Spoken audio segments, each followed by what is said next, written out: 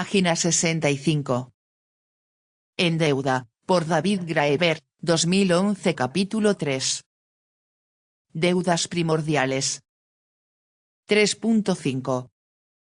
Nuestra relación con el cosmos no es comercial. Probablemente el mayor problema de todo este corpus literario es su asunción inicial, que comenzamos con una deuda infinita hacia algo llamado sociedad. Es esta deuda hacia la sociedad la que proyectamos en los dioses. Es la misma deuda que luego asumen reyes y gobiernos nacionales. Lo que hace tan engañoso el concepto de sociedad es que aceptamos que el mundo se organiza en una serie de unidades compactas y modulares llamadas sociedades, y que todo el mundo sabe en cuál está. A lo largo de la historia, rara vez este es el caso.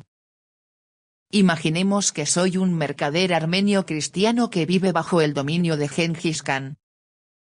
¿Qué es la sociedad para mí? Es la ciudad en que crecí, la Sociedad Internacional de Mercaderes, con sus elaborados códigos de conducta, dentro de la cual realizo mis actividades diarias, los demás hablantes de armenio, la cristiandad, o quizá solo el cristianismo ortodoxo, o los habitantes de todo el imperio mongol, que abarcaba desde el Mediterráneo hasta Corea. A lo largo de la historia, los reyes e imperios rara vez han sido el punto de referencia en la vida de las personas.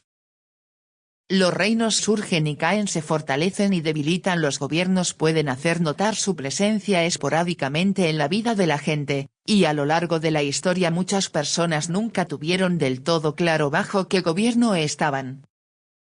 Incluso hasta hace poco, muchos de los habitantes del mundo nunca sabían exactamente en qué país se suponía que vivían, o por qué les debería importar. Mi madre, una judía nacida en Polonia, me contó una vez un chiste de su infancia. Había una pequeña aldea situada en la frontera entre Rusia y Polonia. Nadie estaba muy seguro de a quién pertenecía. Un día se firmó un tratado especial y llegaron unos inspectores para trazar la frontera. En cuanto pusieron todo su material sobre una colina, algunos aldeanos se acercaron a ellos. Así que, ¿dónde estamos, en Rusia o en Polonia? De acuerdo con nuestros cálculos, su aldea comienza exactamente a 37 metros dentro del territorio polaco. Los aldeanos se pusieron de inmediato a bailar y dar brincos de alegría. ¿Pero, por qué?, preguntaron los topógrafos. ¿Qué diferencia hay? ¿No sabe lo que esto significa?, les respondieron. Significa que ya no tendremos que soportar nunca más uno de aquellos terribles inviernos rusos. Sin embargo, si nacemos con una deuda infinita hacia la gente que hizo posible nuestra existencia, pero no hay ninguna unidad natural llamada sociedad, ¿a quién o a qué se lo debemos realmente? ¿A todo el mundo? ¿A todo? ¿A algunas personas o cosas más que a otras? ¿Y cómo pagamos una deuda a algo tan difuso? O, quizá de manera más precisa, exactamente quién puede arrogarse la autoridad para decirnos cómo podemos pagarlo, y con qué fundamentos? Si acotamos así el problema, los autores de los Brahmanas ofrecen una reflexión bastante sofisticada acerca de una cuestión moral que nadie ha sido capaz de responder mejor, antes o después de ellos. Como ya he dicho antes, no es posible saber mucho acerca de las condiciones en que se escribieron esos textos, pero las escasas pruebas disponibles apuntan a que tan cruciales documentos datan de entre 500 y 400 a.C., es decir, aproximadamente, la época de Sócrates, una época en la que al parecer en la India, la economía comercial e instituciones como el dinero acuñado y los préstamos con intereses comenzaron a formar parte integrante de la vida cotidiana. Las autoridades intelectuales de la época estaban, como en Grecia y en China, luchando a brazo partido con las implicaciones. En su caso, esto significaba preguntarse, ¿qué significa imaginar nuestras obligaciones como deudas? ¿A quién debemos nuestra existencia? Es notable que su respuesta no hiciera mención ni a la sociedad ni a los estados, pese a que ya desde la antigüedad había reyes y gobiernos en la India.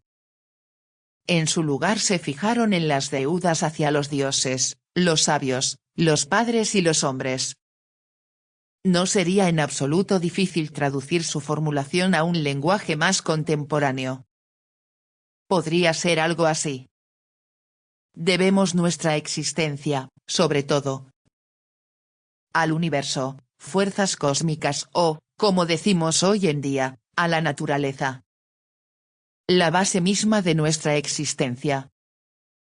Para pagarla ritualmente, siendo el ritual un acto de respeto y agradecimiento a todo aquello al lado de lo cual somos pequeños. ¿Qué es un sacrificio, al fin y al cabo, sino el reconocimiento de que un acto como el de tomar la vida de un animal, incluso si es necesario para nuestro sustento, no es algo que se pueda tomar a la ligera, sino con una actitud de humildad ante el cosmos? Debemos nuestra existencia a quienes han creado el conocimiento y los logros culturales que más valoramos, que dan forma y significado a nuestra existencia. Aquí incluiríamos no solo a los científicos y filósofos que crearon nuestra tradición intelectual, sino a todo el mundo, desde William Shakespeare a aquella mujer desconocida de algún lugar de Oriente Medio que creó el pan con levadura. Pagamos esta deuda cultivándonos nosotros mismos y contribuyendo al conocimiento y cultura humanos. Debemos nuestra existencia a nuestros padres y sus padres, nuestros ancestros. Devolvemos esta deuda convirtiéndonos en ancestros. Debemos nuestra existencia a la humanidad como un todo. Pagamos esta deuda mediante la generosidad hacia los extranjeros, manteniendo las bases comunales de sociabilidad que hacen posibles las relaciones humanas y, por tanto, la vida. Expuesto así, sin embargo, el argumento comienza a socavar su propia premisa. Estas deudas no son como las deudas comerciales. Al fin y al cabo, uno puede pagar la deuda con sus padres teniendo hijos, pero en general no se suele considerar que uno haya pagado a sus deudores si presta el dinero a terceras personas. A menos que el acreedor deba dinero a esta tercera parte, con lo que todo el mundo cancelaría sus deudas en un solo movimiento circular. Puede parecer una argumentación fuera de lugar, pero la cancelación circular de deudas, de esta manera, parece haber sido una práctica común en gran parte de la historia. Véase, por ejemplo, la descripción de cómo se pasaban cuentas en el capítulo 11. Y yo me pregunto, ¿no podría tratarse exactamente de eso? Quizá lo que los autores de los Brahmanas estaban demostrando en realidad era que, en el análisis final, nuestra relación con el cosmos no es, ni puede ser, de tipo comercial.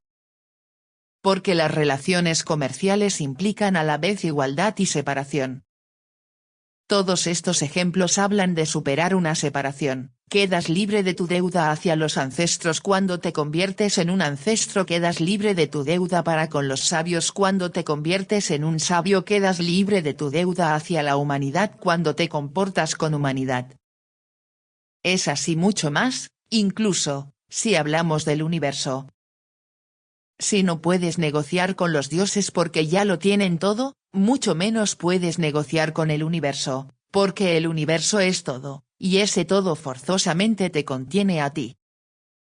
En realidad se podría interpretar esta lista como una sutil manera de decir que la única manera de librarte de la deuda era no pagar literalmente las deudas, sino demostrar que tales deudas no existen, porque uno no está, para empezar, separado, y de aquí que la propia noción de cancelar la deuda, y lograr una existencia separada y autónoma, sea ridícula desde el comienzo. O incluso que la propia presunción de posicionarse uno mismo aparte de la humanidad o el cosmos, tanto como para entrar en negociaciones de igual a igual con ellos, es, en sí, un crimen del que solo puede responderse con la muerte. Nuestra culpabilidad no se debe a que no podamos pagar la deuda que tenemos hacia el universo. Nuestra culpa es la vanidad, por pensar en nosotros mismos como en un equivalente a todo lo que es o jamás ha sido, al menos tanto como para ser capaces de concebir una deuda tal. No estoy atribuyendo necesariamente esta posición a los autores de los Brahmanas, sino tan solo siguiendo la que parece ser la lógica interna de la argumentación, en diálogo con sus autores. Fijémonos en el otro lado de la ecuación. Incluso si fuera posible imaginarnos en una posición de deuda absoluta hacia el cosmos, o hacia la humanidad, la siguiente pregunta resulta ser: ¿quién exactamente tiene el derecho a hablar en nombre del cosmos, o la humanidad, para explicarnos cómo debemos pagar esa deuda? Si hay algo más ridículo que declararse aparte del universo entero como para entrar en negociaciones con él, es arrogarse el derecho a hablar en nombre de la otra parte. Si buscáramos la índole de una sociedad individualista como la nuestra, una manera de hacerlo sería decir: tenemos una deuda infinita hacia la humanidad, la sociedad, la naturaleza o el cosmos, como quiera enmercarlo cada uno, pero nadie es capaz de decirnos cómo debemos pagarla. Esto, al menos, tendría una consistencia intelectual. Si fuera así, sería posible ver casi todos los sistemas establecidos de autoridad, religión, moral, política, economía, sistema judicial y penal, como otras tantas maneras fraudulentas de presumir cómo calcular lo que no se puede calcular, de arrogarse la autoridad para decirnos cómo debe pagarse algún aspecto de esa ilimitada deuda. La libertad humana sería, en tal caso, nuestra capacidad para decidir, por nosotros mismos, cómo lo queremos hacer. Nadie, que yo sepa, se ha acercado al asunto desde este enfoque. En lugar de ello, las teorías de deuda existencial acaban siempre convirtiéndose en maneras de justificar, o arrogarse, estructuras de autoridad. Es muy revelador, en este sentido, el caso de la tradición intelectual hindú. La deuda hacia la humanidad solo aparece en unos pocos textos antiguos, y pronto es olvidada. Casi todos los exégetas hindúes posteriores la ignoran y, en su lugar, hacen énfasis en la deuda de un hombre con su padre. Página 68.